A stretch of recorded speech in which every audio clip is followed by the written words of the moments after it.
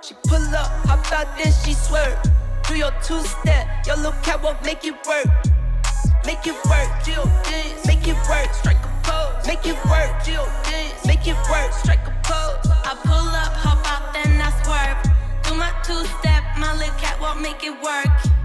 Make it work, Jill dance, make it work, strike a pose. Make it work, Jill dance, make it work, strike a pose. Do your dance, girl, dance, do your dance, girl, dance. Is it me and you, or is you with your friends, girl?